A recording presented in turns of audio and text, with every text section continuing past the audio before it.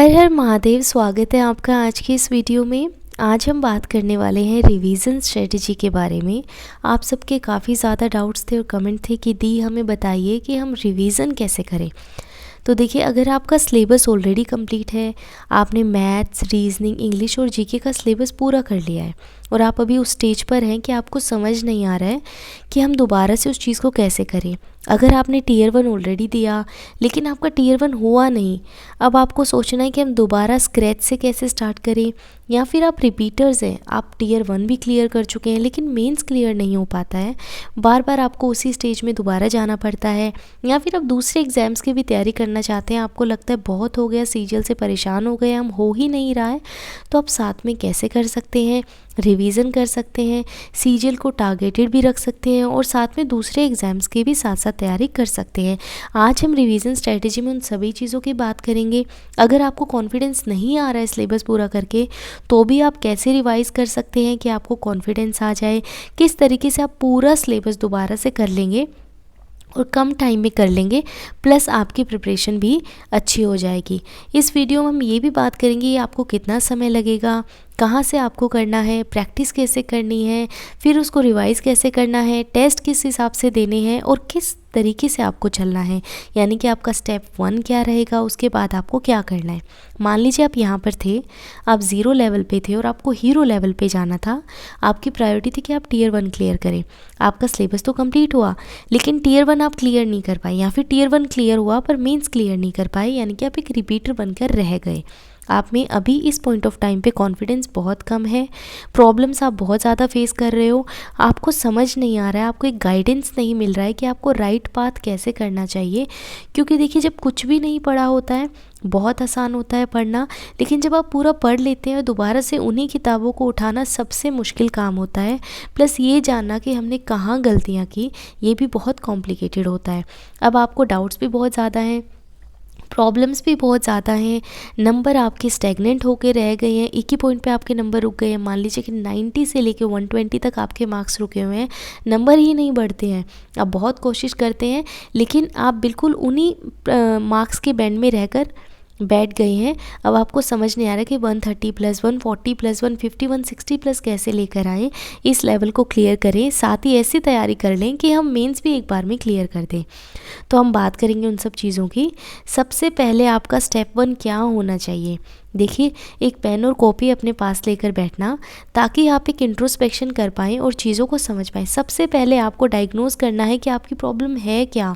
पहले अपनी प्रॉब्लम को तो जानिए ना।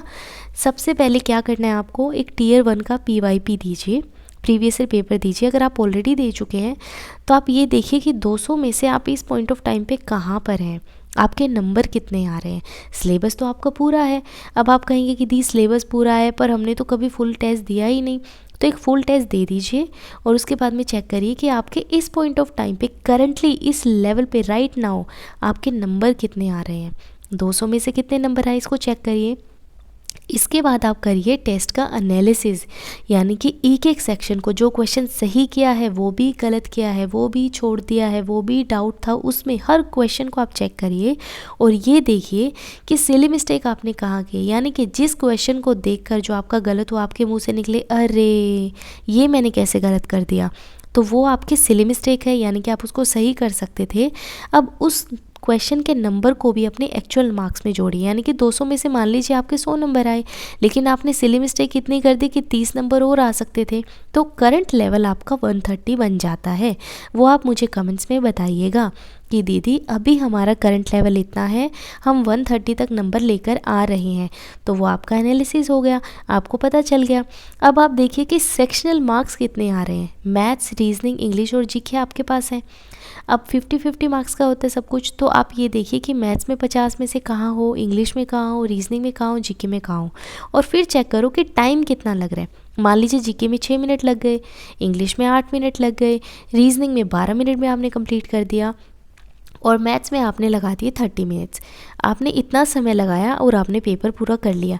आपको पता होना चाहिए कि आपका मैक्सिमम टाइम कौन से सेक्शन में जाता है। मोस्टली बच्चों का मैथ्स में ही जाता है, पर आप उसको चेक करिए। अब ये देखिए कि आप टेस्ट में टाइम बचा पा रहे हैं, यानी कि 60 मिनट में 100 क्वेश्चन करने हैं। मान लीजिए आपने एग्ज़ाम जो 55 मिनट्स में कंप्लीट कर लिया। एक्स्ट्रा टाइम यानी कि रिमेनिंग टाइम रिव्यू करने के लिए, बार बार उन क्वेश्चंस को चेक करना जो आपने मार्क कर दिए थे, आपको लगा कि अरे यार बाद में करूँगे तो बहुत कॉम्प्लिकेटेड है पर मुझे आता है, ऐसे क्वेश्चन के लिए आपके पास कितने मिनट बचते हैं? 5 से 10 मिनट बचते हैं। ये सारे पैरामीटर चेक करिए। अब आपको इन पैरामीटर्स को चेक करके पता चलेगा कि आप इस पॉइंट ऑफ टाइम पे आपको नीड क्या है, आप कहाँ लाए कर रहे हैं। ठीक है, आप रिपीटर हैं या फिर आपका Tier 1 नहीं हुआ है या फिर सिलेबस पूरा हो गया, अब आपको समझ नहीं आ रहा है, तो कोई तो वजह रही होगी ना, और आपको पता होना चाहिए कि प्रॉब्लम कहाँ पे। यही राइट तरीका है। आपको बेस पता होना चाहिए कि आप स्टैंड कहाँ कर रहे हैं, उसके बाद ही तो आप स्टेप आगे ले पाएंगे ना। इन पैरामीटर्स पे आपको खुद को चेक करना है। अब आप देखिए 90 से 120 के बीच में है, बहुत ही ज़्यादा डिसअपॉइंटमेंट है। सिलेबस कर लिया है, टेस्ट भी देते हैं, पता नहीं नंबर ही नहीं बढ़ रहे हैं। तो सबसे पहले आपने चेक किया कि आपके सेक्शन मार्क्स क्या है, टाइमिंग क्या है, कहाँ गलत कर रहे हो, सिली मिस्टेक कितनी है, टाइम कितना लग रहा है। एक तरीके से आपका स्वॉट एनालिसिस हो गया। अब देखिए स्वॉट में मान लीजिए कि strength, S for strength, weakness, opportunity और थ्रेट, आपको ये करना है। जैसे मैं अगर अपनी बात करूँ तो मेरी स्ट्रेंथ थी रीजनिंग। चारों सेक्शन में रीजनिंग मेरा हमेशा अच्छा रहा, 45+ रहते थे और मैक्सिमम टाइम 50/50 रहता था। मुझे पता था कि रीजनिंग में मुझे आवश्यकता नहीं है चीज़ों को पढ़ने की। रीजनिंग ऐसा है जो मेरी नैया पार लगाएगा, और रीजनिंग मेरी स्ट्रेंथ बना। आपकी स्ट्रेंथ क्या है आप मुझे कमेंट्स में ज़रूर बताना। ऐसे टाइप करना SWOT, आपकी स्ट्रेंथ बताना, वीकनेस बताना, अपॉर्चुनिटी, थ्रेट, ये सारी चीज़ें मुझे कमेंट्स में बताना। अगर वीकनेस की बात करूं तो जीके मेरी वीकनेस थी, क्योंकि जीके को मैंने कभी टाइम ही नहीं दिया। मुझे लगता था यार क्या इंपॉर्टेंट है, क्या ज़रूरी है, छोड़ो। और देखिए जीके ने मुझे बहुत परेशान किया। फिर मैंने जीके को समय देना शुरू किया और जीके को समझा, और जीके को भी इस तरीके से इम्प्रोवाइज़ किया, इस तरीके से सुधारा, एक स्ट्रेटजी बनाई, पढ़ाई शुरू की कि मेंस में मैंने 50+ मार्क्स जीके में लेकर आई 75 में से, और मेरा प्री में भी काफ़ी अच्छे नंबर रहे थे। तो जीके मेरे लिए कमज़ोरी थी। आपकी कमज़ोरी क्या है? ऐसे मैंने DDA SO वाला एग्ज़ाम दिया था, वहाँ पे भी मेरे 175+ 178 मार्क्स आए थे। तो आपको पता होना चाहिए कि आपकी कमज़ोरी क्या है। 4 सेक्शन हो गए, मैथ्स, रीजनिंग, इंग्लिश, जीके। अब आप बताइए कि इनमें से आपकी वीकनेस कौन सी है। इसके बाद में देखिए बारी आती है अपॉर्चुनिटी की, है ना। प्री में मेरे 10 से 12 नंबर आते थे जीके के, यानी कि बहुत कमज़ोर था, और बाद में कंसिस्टेंट 30+ रहने लग गए थे। इस तरीके से आपको अपनी वीकनेस को देखना है और उस पर काम करना है कि आप भी ऐसे ही उसको स्ट्रेंथ ना बनाए, तो कम से कम इस लेवल पर लेकर आए कि आप एवरेज से ऊपर हो जाए। और जीके में अगर आप 24+ भी लेकर आते हैं ना, तो आप एवरेज से परसेंटाइल आपका काफ़ी ऊपर हो जाता है। तो आपको इस तरीके से करना है। अब अपॉर्चुनिटी की बात करें, अपॉर्चुनिटी यानी कि वो सब्जेक्ट जहाँ पे आपके नंबर बढ़ने के चांसेस हैं। अभी आप कम करें, लेकिन आपको पता है कि थोड़ा समय देंगे और तरीके से काम करेंगे तो इस सब्जेक्ट में हम इम्प्रूव कर सकते हैं। जैसे कि अगर मैं मेरी बात करूँ तो जीके ही मेरी अपॉर्चुनिटी थी, क्योंकि मैथ्स, इंग्लिश, रीजनिंग में 45+ मेरे रहते ही थे। वहाँ मुझे प्रॉब्लम नहीं आती थी, बाकी सिली मिस्टेक्स में चले जाते थे। लेकिन जीके में हमेशा मेरे को गड़बड़ रहती, 10 से 12 नंबर ही आ रहे थे। तो मेरे लिए वो सेक्शन ऐसा था जो अपॉर्चुनिटी का काम करता। और थ्रेट की बात करूँ, यानी कि वो ऐसा सेक्शन जहाँ से आपको खतरा है, जो आपकी नैया डुबो देगा, और मेरे लिए वो जीके ही था। यानी कि मेरी वीकनेस भी जीके था, अपॉर्चुनिटी भी जीके था, थ्रेट भी जीके था। ऐसे आपके लिए कौन सा सब्जेक्ट है? यानी कि स्ट्रेंथ अगर मैं बात करूँ रीजनिंग थी, आपकी स्ट्रेंथ क्या है, आपकी वीकनेस क्या है, आपकी अपॉर्चुनिटी क्या है और आपका थ्रेट क्या है, ये मुझे कमेंट्स में बताना, ताकि मैं आपको इंडिविजुअली रिप्लाई दे पाऊँ, आपको बता पाऊँ, गाइड कर पाऊँ। यही तो फ़ायदा है ना इन सब चीज़ों का। ये वीडियो बनाने का यही एडवांटेज होता है कि आप सब कनेक्ट कर पाएँ, आपकी जो रूट कारण है, रूट प्रॉब्लम है, उसका हम आंसर कर पाएँ। आपको पता चल गया। अब आपने स्वॉट एनालिसिस कर लिया, आपको पता चल गया। अब हम बात करेंगे रिवीजन की। अब हमें पता है कि हमें कैसे स्ट्रेटेजाइज करना है, कैसे चीज़ों को समझना है। तो सबसे पहले शुरुआत करते हैं जीके के साथ में। जीके में हमारे पास प्री और मेंस 2 लेवल हो गए। प्री में 200 नंबर रहते हैं, जिसमें 50 नंबर की हमारे पास जीके आती है। मैथ्स, इंग्लिश, रीजनिंग के 150 नंबर हो जाते हैं। अगर हम जीके पे ज़्यादा ध्यान नहीं भी देते हैं ना, तो भी हमारा काम चल जाता है। लेकिन थोड़ा सा ध्यान देना पड़ता है कि 10-12 नंबर आ जाएं, कम से कम कि काम चल जाए। यानी कि ज़्यादा इंपॉर्टेंस हम देते नहीं उस पॉइंट ऑफ टाइम पे। और मेंस में हमारे पास 75 नंबर की आ जाती है, प्लस उस पर मेरिट भी डिसाइड होती है। तो हमारे लिए बहुत ज़्यादा इंपॉर्टेंट हो जाता है कि हम जीके को बहुत अच्छे से तैयार करें, क्योंकि एक तो मेरिट मिल रही है, हमारी ड्रीम जॉब इसी पे डिपेंड कर रही है, हमारी होम पोस्टिंग होगी नहीं होगी वो इस पे डिपेंड कर रहा है, तो बहुत इंपॉर्टेंट है। तो सबसे पहले मैं आपको यही बताऊंगी कि किन सेक्शंस को आपको ध्यान देना है। देखिए 7 सेक्शन है हमारे पास स्टैटिक के, history, geography, polity, economics, bio, physics और केमिस्ट्री। ये जो 4 सेक्शन है ना, पहले 4 सेक्शन ये बहुत इंपॉर्टेंट है। बायोलॉजी, फिजिक्स और केमिस्ट्री थोड़ा लिस्ट कंसर्न आपको होना चाहिए और कम इम्पोर्टेंस का है। अगर आप साइंस बैकग्राउंड से हो तो परेशान होने की बात ही नहीं है, और अगर आप नॉन साइंस बैकग्राउंड से तो परेशान होने की बात है। लेकिन तब भी आपको बायो, फिजिक्स और केमिस्ट्री पे कम ध्यान देना, बायो पे फिर भी दे देना, फिजिक्स केमिस्ट्री पे ज़्यादा परेशान मत होना, ज़्यादा समय मत देना, क्योंकि वहाँ पे रिटर्न काफ़ी कम है। हिस्ट्री, ज्योग्राफी, पॉलिटी, इकोनॉमिक्स ऐसा है कि बाकी अदर एग्जाम्स की तैयारी करोगे वहाँ पे बहुत अच्छे से काम आएगा, क्वेश्चंस भी ज़्यादा पूछते हैं, वेटेज भी ज़्यादा रहता है और आप इसको कंप्लीट कर सकते हो। अब इसको तैयार कैसे करना है, मेन बुक की PDF मैंने आपको प्रोवाइड करवा रखी है, बहुत अच्छी है, बेस्ट मैं कहूँगी। इतने सारे स्टार मैंने लगा दिए, आप समझ सकते हैं। मैंने आपको फ्री में PDF प्रोवाइड करवा रखी है, क्रक्स फॉर्म में आपको सारी चीज़ दे रखी है, सारे के सारे सेक्शन दे रखे हैं, वहाँ से आप पढ़िए। सबसे पहले आप सारे स्टैटिक के सेक्शन वहाँ से कंप्लीट कर लीजिए। 20 डेज़ आपको लग जाएंगे, वैसे 20 डेज़ मैंने ज़्यादा ही बताए हैं, एट मैक्स 40-50 पेजेस हैं एक सेक्शन के, तो आप आराम से कंप्लीट कर लेना। इसके बाद क्या करें, परमार SSC के क्रैश कोर्स है, वन शॉट एनालिसिस हैं, रिवीजन क्लासेस हैं, जो आप कंप्लीट कर लेंगे आराम से। 7 सेक्शन है, 14 डेज़ लगेंगे आपको। मान लीजिए कि एक सेक्शन को करने में आप 2 दिन लगाते हैं, 5 से 6 घंटे की क्लास होती है, लेकिन फिर भी ज़्यादा समय लग रहा है, मान लो आपको 20 दिन लग जाएंगे। उसके बाद आप करिए स्टैटिक की इंपॉर्टेंट टॉपिक्स को रिवाइज। RB की मैगजीन है जहाँ पे इंपॉर्टेंट टॉपिक्स आपको दे रखे हैं, साथ में SSC लैब और PSC चैनल्स होते हैं कुछ, जहाँ पे इंपॉर्टेंट टॉपिक्स आपको बता रखे हैं, उनको आप कंप्लीट करिए। 10 दिन आपको लग जाएंगे। और अगर आपको पता नहीं है कि इंपॉर्टेंट टॉपिक्स कौन से हैं, एक वीडियो मैंने डाल रखा है ऑलरेडी चैनल पे, डिस्क्रिप्शन में मैं लिंक दे दूँगी। बहुत मेहनत से वो वीडियो प्रिपेयर किया था, सारे वीडियो क्लासेस आपको बता रखे हैं, यूट्यूब पे किस चैनल से कौन सी वीडियो देखनी है वो भी आपको बता रखा है। मुश्किल से 15 से 17 मिनट की वीडियो रहेगी वो, जिसमें आपको सारे इंपॉर्टेंट टॉपिक्स कवर हो जाएंगे, कहाँ से पढ़ना है वो भी आपको पता चल जाएगा, तो आप उसको देख लेना। पहले मेन बुक से पढ़ लीजिए, परमार SSC से रिवाइज कर लीजिए, और स्टैटिक इंपॉर्टेंट टॉपिक्स आप RB मैगजीन से, प्लस जो इंपॉर्टेंट वीडियो मैंने आपके लिए अपलोड कर रखा है उससे आप चेक कर लीजिए, आपकी सब चीज़ें कंप्लीट हो जाएंगी। ये तो स्टैटिक की बात हो गई। अब बात करते हैं करंट की। ईयरली करंट आपको करना है, जलजला PDF के अलावा आपको कहीं नहीं देखना है, इसी पर रिलाई करना है, बहुत ही ज़्यादा इंपॉर्टेंट है। और बेस्ट क्लासेस मैं कहूँगी राहुल मिश्रा सर की PDF आपको मिल जाएंगी जलजला की, लेकिन मैं आपको रेकमेंड करूँगी, हाईली रेकमेंड करूँगी कि आप वीडियो क्लासेस देखें। 12 महीने का करना है, एक क्लास को करने में दो दिन लग जाएंगे आपको, 2 दिन लग जाएंगे, क्योंकि 2 से 3 घंटे की एक जलजला क्लास आपकी रहेगी।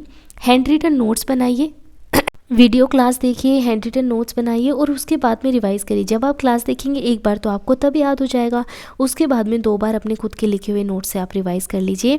इसके अलावा जीके में आपको कुछ भी नहीं करना है, यानी कि स्टैटिक भी आपका कंप्लीट हो गया, कहाँ से कंप्लीट करना है ये भी आपको पता चल गया, करंट अफेयर कैसे करने हैं वो भी आपको पता चल गए। ऐसे आप रिवाइज़ करेंगे, आपका जीके बहुत अच्छा हो जाएगा और आप बहुत एक्सेप्शनल नंबर लेकर आएंगे, यानी कि आराम से 50 डेज़ में आप पूरा जीके फिर से कर सकते हैं। 0 से करेंगे ना तो भी हो जाएगा, और रिवाइज़ करें तो और जल्दी आपका हो जाएगा, सारी चीज़ें आपकी कंप्लीट हो जाएगी।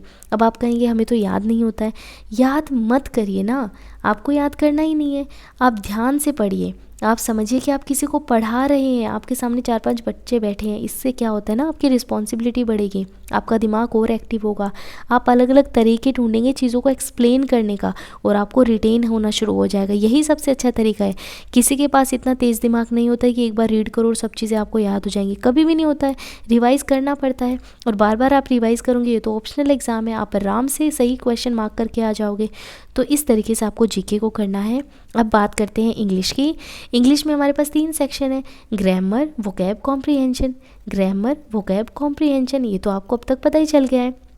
ग्रामर में हमारे पास 15 चैप्टर हैं, एक चैप्टर को आप 2 दिन भी करेंगे तो भी आपको 30 डेज़ लग जाएंगे, पूरी ग्रामर आपकी कंप्लीट हो जाएगी। और ग्रामर से एरर फॉर्म में, फिलअप फॉर्म में काफ़ी क्वेश्चन आते हैं। रानी मैम, तरुण सर पूरी की पूरी वीडियो क्लासेस पढ़ी हैं 2 से 3 घंटे की, सारा कंसेप्ट पूरा चैप्टर रिवाइज़ करवा रखा है। आप चाहें, आपको प्रॉब्लम है तो आप वहाँ से कंप्लीट कर सकते हैं। इसके बाद 50+ एरर, 100+ एरर की चैप्टर वाइज क्लासेस भी आपको एक्सरसाइज करवा रखी है, और फिर वॉल्यूम 1 से रिवाइज़ कर लो। इस तरीके से आप इंग्लिश ग्रामर पूरी रिवाइज़ कर सकते हैं अगर आपको प्रॉब्लम है तो। अब बात आती है वोकैब की। 15 चैप्टर करने में आपको 30 दिन लग जाएंगे। ग्रामर आपकी रिवाइज हो गई। वोकैब की अगर बात करें, वोकैब में हमारे पास है वन वर्ड सब्स्टिट्यूशन, वोकैब में सिनोनिम। एंटोनिम मत करना, ये बेवकूफ़ी मत करना प्लीज़। अगर आपको शब्द का मतलब पता है तो आपको उल्टा अर्थ निकालने की ज़रूरत ही नहीं है, वो आपको खुद ही समझ आ जाएगा। अगर आपको पता है कि सीधा चलना है तो आपको खुद ही पता चल जाएगा ना उल्टा चलना है। एंटोनिम तो आप खुद ही बना लोगे। ईडियम, फ्रेजेस, फ्रेजल वर्ब, ये 4 ही सेक्शन है। आपको सिनोनिम पे ध्यान देना है, एंटोनिम पे ध्यान नहीं देना है। 4 सेक्शन आपके हो गए, और इनमें आप क्या करिए, डेली पढ़ाई करिए, जो भी बुक आप फॉलो करते हैं। 300 आपके फ्रेजल वर्ब हैं, 1300+ इंपॉर्टेंट ईडियम फ्रेजेस है। सिमिलरली सिनोनिम भी 1300+ है, और वन वर्ड सब्स्टिट्यूशन भी 1300+ है। जो बच्चे मेंबर हैं, मेंबरशिप जिन्होंने ले रखी है 159 वाली, आप परचेज़ करोगे तो आपको ये PDF प्रोवाइड करवा दी जाएगी। मैंने आप सभी के लिए परचेज़ की थी, आप उसको ज्वाइन कर लेना। आपको ये PDF प्लस साथ में इंडिया मैप, वर्ल्ड मैप के इंपॉर्टेंट टॉपिक जहाँ से बार बार क्वेश्चन पूछे जाते हैं, वो सब नोट्स भी आपको प्रोवाइड करवा दिए जाएंगे। अदरवाइज़ आप टारगेट स्टडी से जुड़े हो और 89 वाली मेम्बरशिप आपने ले रखी होगी, तो वहाँ से तो हम पढ़ते ही रहते हैं, तो वो आपकी चॉइस है कि आपको ये चाहिए तो, वरना कोई इंपॉर्टेंट नहीं है। आप अपनी बुक से भी पढ़ सकते हैं। अगर आपके पास कोई बुक है जिसको आप फॉलो कर रहे हैं, मोस्टली के पास ब्लैक बुक हो गई, सुंदर सिंह हो गई, तो बहुत अच्छा है। आप हिंदी मतलब देखिए, इंग्लिश में मतलब देखिए, और साथ में सेंटेंस में कैसे यूज़ करना है उसको समझिए। इस तरीके से आपकी वोकैब भी कंप्लीट हो जाएगी। यानी कि ग्रामर पता चल गया, वोकैब पता चल गया, और फ्रेजल वर्ब का सबसे ज़्यादा इस्तेमाल आपका कॉम्प्रीहेंशन में होता है।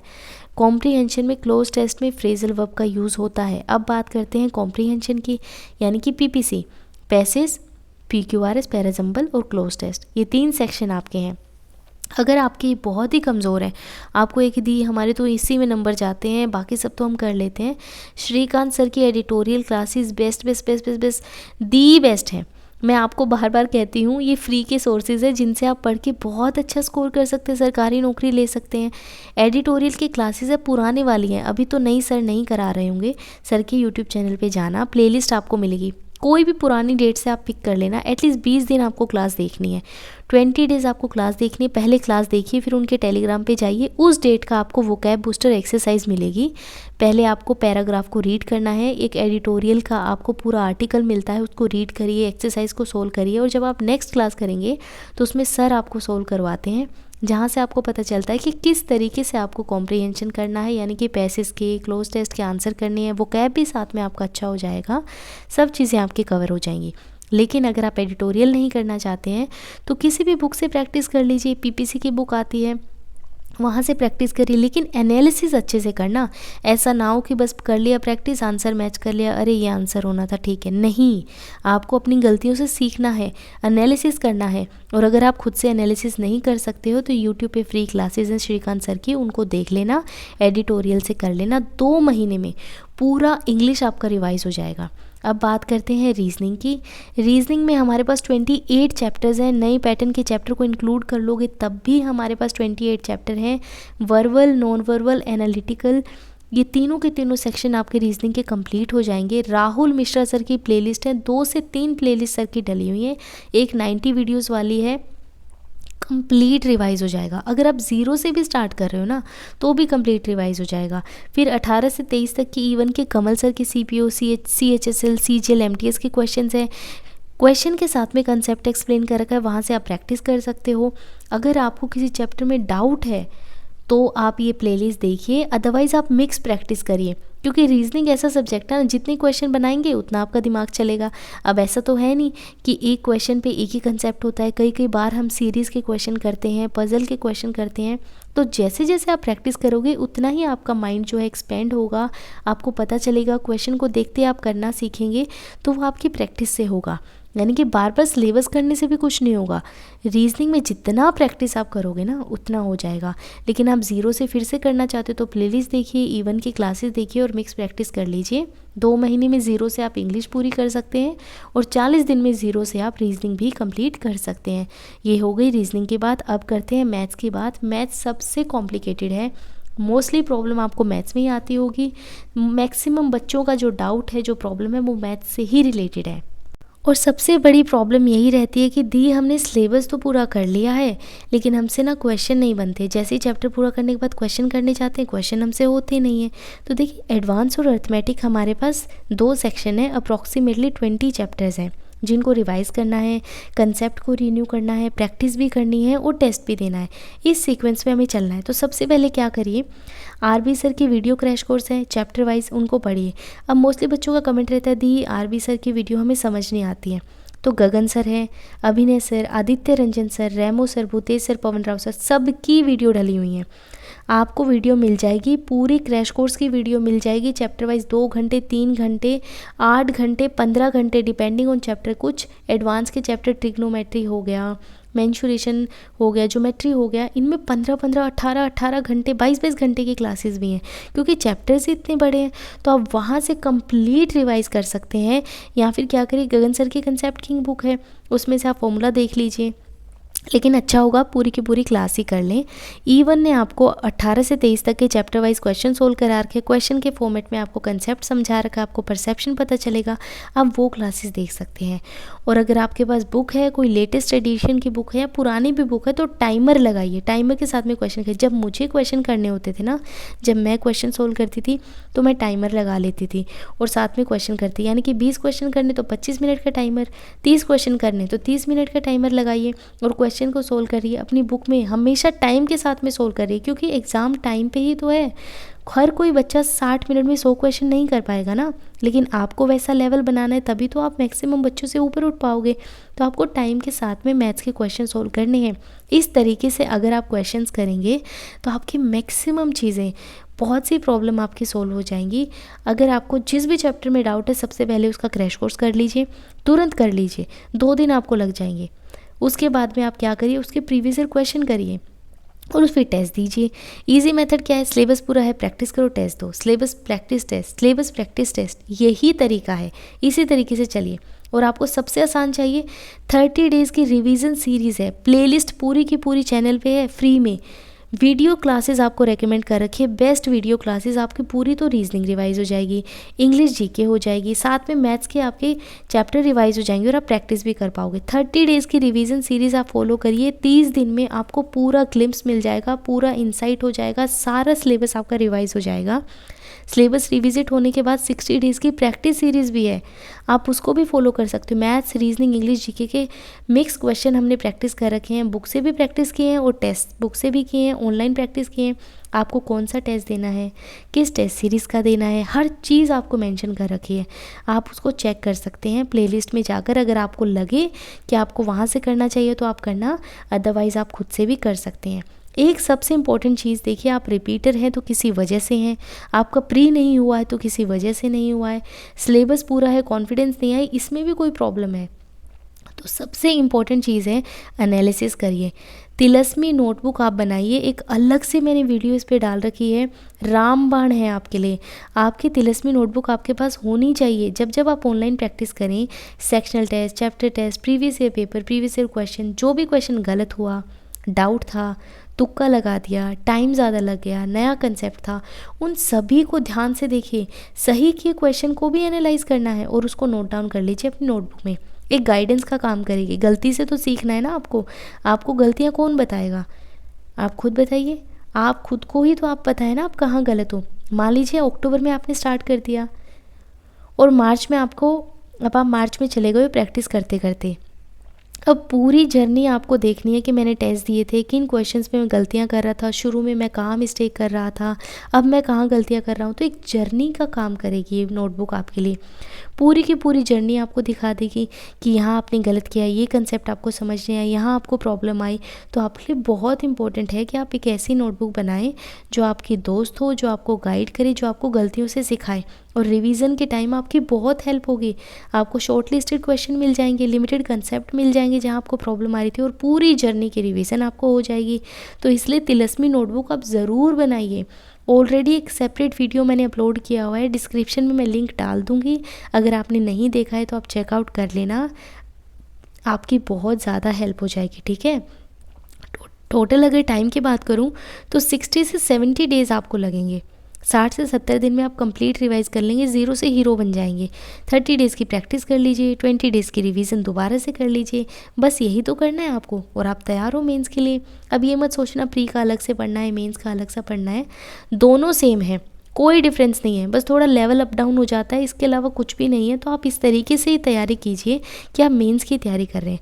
कुछ टिप्स जो बहुत इंपॉर्टेंट है, जो सब्जेक्ट आपका वीक है, आपको पता होगा कि वहाँ पे उस सब्जेक्ट में कौन सा चैप्टर है जिसमें मुझे प्रॉब्लम आ रही है, उस चैप्टर के रिगार्डिंग कोई वीडियो देखिए, सिलेबस या कंसेप्ट को दोबारा से करिए, प्रैक्टिस करिए, बुक से भी प्रैक्टिस कीजिए और टेस्ट भी दीजिए फिर ऑनलाइन। उसके बाद में आप रिवाइज़ करिए। इस तरीके से अगर आप करेंगे तो आपका पूरा चैप्टर रिवाइज हो जाएगा, प्लस आपका जो वीक सब्जेक्ट है वो आपकी स्ट्रेंथ भी बन जाएगा। आपको इस तरीके से तो काम करना है। पहले अपनी कमज़ोरी देखिए, उसको पढ़िए, फिर उसके बाद में कंसेप्ट को दोबारा से करिए, प्रैक्टिस करिए और रिवाइज़ करिए। इस तरीके से आपको चलना है और हर चैप्टर को आपको ऐसे ही कंप्लीट करना है। अगर मैं बात करूँ ऑनलाइन टेस्ट की, जब ऑनलाइन टेस्ट दें क्वेश्चंस को नोट डाउन करें, जहाँ प्रॉब्लम आती है एनालिसिस करना ज़रूरी है, सही का भी करना ज़रूरी है, और इंट्रोस्पेक्शन आपका यहीं से होगा, वहीं से आपको चीज़ों का पता चलेगा। इसी सीक्वेंस में आपको चलना है। एक जो कॉमन डाउट बार बार आप पूछते हो कि दी चैप्टर कंप्लीट हो गया है लेकिन हमसे तो सारे क्वेश्चन बने ही नहीं। देखिए 100% क्वेश्चन तो किसी से भी नहीं बनेंगे। पहली बार में हो सकता है 50 से 60% क्वेश्चन बने, 40 से 50% क्वेश्चन गलत हो जाएं। तो उन गलत क्वेश्चन को समझिए। अगर आप बुक से करते हैं तो उनको हाईलाइट कर लीजिए, और अगर आप ऑनलाइन टेस्ट दे रहे हैं तो उसको नोट डाउन करिए। तिलस्मी नोटबुक इसी चीज़ के लिए तो है ना कि आपने चैप्टर किया, अब आपसे इतने क्वेश्चन बन गए, इतने क्वेश्चन नहीं बने, तो कोई तो बात रही होगी, उनको नोट डाउन करिए। जब आप नेक्स्ट टाइम उसको रिवाइज करेंगे तो हो सकता है 20% आपसे ना बने, यानी कि 80% तो बन ही रहा है ना। उसको भी तिलस्मी नोटबुक में रखिए, रिवाइज करिए, और एक पॉइंट ऐसा आएगा जब आपसे 100% बन जाएंगे क्वेश्चन, वो पॉइंट आएगा। लेकिन एक ही बार में चैप्टर पढ़ने के बाद ऐसा तो नहीं हो सकता है ना। चीज़ों को बार बार रिवाइज करेंगे तभी तो आपको कॉन्फिडेंस आएगा, तभी तो आप एक्सपर्ट बन पाएंगे, एक्सीलेंस आएगा। तो उस तरीके से आपको करना है। हताश नहीं होना है कि एक बार चैप्टर पढ़ा, अरे हमसे तो 100% क्वेश्चन नहीं हुए, पता नहीं क्या हो गया, गलत हो गया, ये सब नहीं सोचना है। ठीक है, अपनी जर्नी पर आपको विश्वास रखना है, खुद पे विश्वास रखिए, यकीन करिए आप बिल्कुल कर लेंगे। आपको ड्रीम जॉब भी मिलेगी, आपकी पसंद की जगह पर भी मिलेगी, सब चीज़ें होंगी, लेकिन खुद को डाउट नहीं करना है, क्योंकि लोग तो हैं ही आपको डाउट करने के लिए। एक पॉइंट ऐसा आएगा अगर आप बार बार रिपीट हो जाओगे, बार बार आप फेल हो जाओगे, कि आपके घर वाले भी आपको डाउट करेंगे। उस पॉइंट पर खुद की स्ट्रेंथ आपको बढ़ानी है, खुद पर विश्वास रखना है, क्योंकि देखिए फेल होगे तभी तो आपको पता चलेगा ना, तभी तो जिस दिन आप सफल हो जाओगे आपको खुशी के आंसू आएंगे। इसलिए विश्वास रखना कि आप कामयाब हो जाओगे। मैनिफेस्ट करते रहिए अपनी ड्रीम जॉब के बारे में, क्योंकि आप अपना अच्छा नहीं सोचोगे तो कौन सोचेगा, कोई और तो नहीं बैठा है ना, और ना ही आप किसी को पे कर रहे हो कि हमारा अच्छा सोचो। कोई भी डाउट प्रॉब्लम आप मुझे कमेंट्स में बताना। हैंड रिटन नोट्स PDF सब टेलीग्राम पे है, अच्छे से पढ़ते रहिए, अपना ध्यान रखिए। ठीक है, हर हर महादेव।